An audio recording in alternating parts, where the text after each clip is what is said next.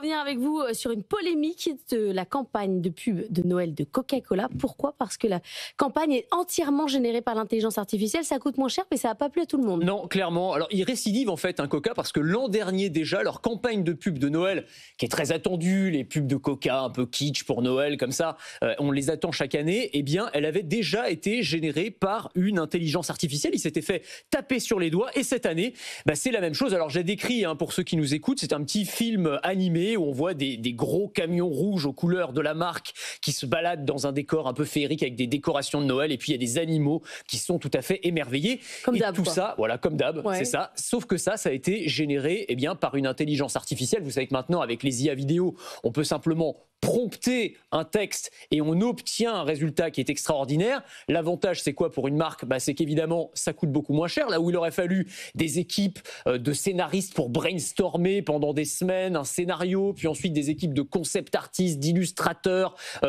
d'artistes divers et variés. Alors là, vous mettez les lapins sont contents, puis 2 labradors et 3 écureuils qui mangent des noisettes. C'est exactement ça. Alors, on simplifie un petit peu parce que globalement, ils ont fait appel à un studio de création. Ça a dû leur prendre un petit peu plus de temps que ça. Ensuite, il faut affiner le prompt, etc. Mais on voit bien qu'en termes de temps et d'argent, les économies sont quand même absolument considérables, même si Coca nous assure que l'humain reste au centre du processus créatif. On est quand même dans le droit d'en douter. Alors, il y a une toute petite mention générée par IA, mais ça dure 5 secondes au début de la pub. Il faut vraiment avoir l'œil dessus. Et ça, évidemment, ça n'a pas plu à tout le monde. Donc, sur les réseaux sociaux, ils se sont pris une volée de bois vert. Je vous cite quelques commentaires. La marque Coca-Cola est rouge parce qu'elle est faite du sang d'artistes au chômage, peut-on lire sur X. Et j'aime beaucoup ce commentaire sur YouTube.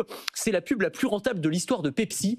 Sous-entendu, en fait, c'est son principal concurrent qui va bénéficier du bad buzz. Alors, est-ce que en réalité, la population générale en a quelque chose à faire que ça a été généré par une IA? Je suis pas sûr. Et d'ailleurs, Coca, comme beaucoup de marques maintenant, assume complètement et dit de toute façon, même si ça plaît pas à 100% des gens, c'est pas très grave.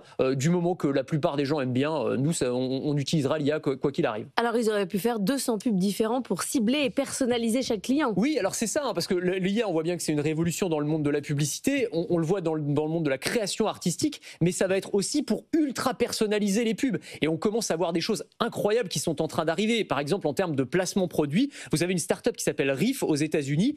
Ils incrustent en fait des publicités personnalisées par exemple, dans les films ou les séries que vous regardez. Donc, vous regardez par exemple une série sur Netflix. Moi, je suis en train de regarder la série. Il y a un personnage qui se balade dans la rue. Il y a un panneau publicitaire. Il va y avoir une pub pour un jeu vidéo que j'aime bien. Et si c'est mon père qui regarde la même série, il va avoir une pub pour une perceuse, par exemple. Et ça, on peut l'incruster en temps réel en fonction de la personne qui est en train de regarder. C'est placement de produit, mais réinventé. Super personnalisé. Exactement. Vous avez une table basse qui est vide, vous pouvez ajouter, une bouteille de soda, un paquet de chips avec la marque qu'il faut, exactement comme vous le souhaitez. Donc ça se fait de manière extrêmement naturelle. En fait, avec les avancées de l'IA, c'est complètement invisible en réalité pour le spectateur. N'importe quoi avec le décor du film. Ouais, exactement. C'est ça qui est génial. C'est que le décor du film devient un terrain de jeu pour les publicitaires. Et alors bientôt, c'est plus nous qui regarderons les pubs, mais les pubs qui vont nous regarder. Alors ça aussi, c'est le potentiel de l'intelligence artificielle. C'est le fait que dans la rue, vous allez avoir des panneaux publicitaires intelligents qui vont diffuser des messages différents en fonction de mon âge, de mon sexe, de la voiture que je suis en train de conduire. C'est-à-dire si en gros je conduis une Jaguar, on va me proposer une pub pour les montres de luxe. Et si je conduis une Clio, on va me proposer une pub pour le McDo. Vous voyez, en fonction du revenu perçu. Sympa.